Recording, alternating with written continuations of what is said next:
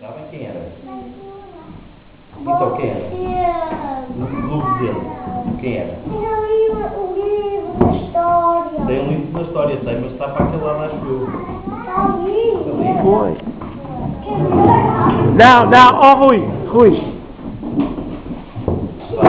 Havia um senhor, havia um cavaleiro muito poderoso, chamava-se Asi. E esse cavaleiro tinha um filho. E esse cavaleiro morava aqui, em Aldreu. Mas os cavaleiros sentavam-se direitos, nas cadeiras. Senão depois não aguentavam com as espadas. E para andar a cavalo tinham que sentar direitos.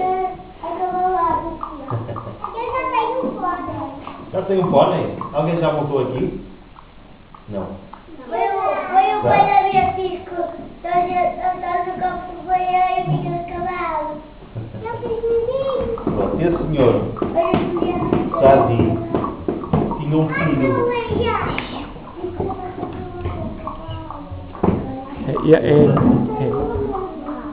Esse senhor tinha um filho, que adoeceu, ficou muito doente. E ele não sabia como é que havia de tratar o filho. Na altura não havia médico como há hoje, havia mágicos, que eram os técnicos mágicos e druidas.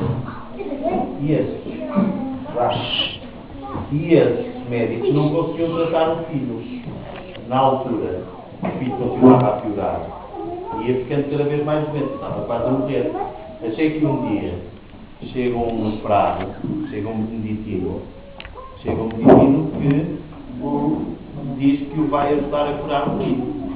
Mas esse pai, esse Sadi, esse senhor Sadi, esse cavaleiro Sadi, não era católico, era politeísta. E acreditava em muitos deuses. E disse ao moço.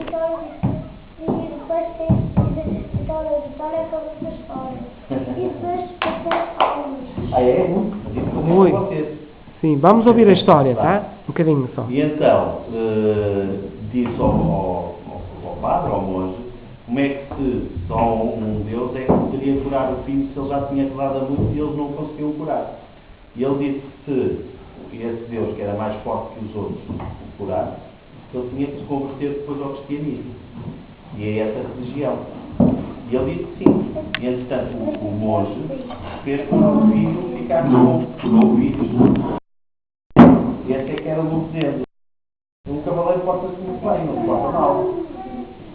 E esse Lobezeno depois fundou um mosteiro, em agradecimento a ter ficado curado.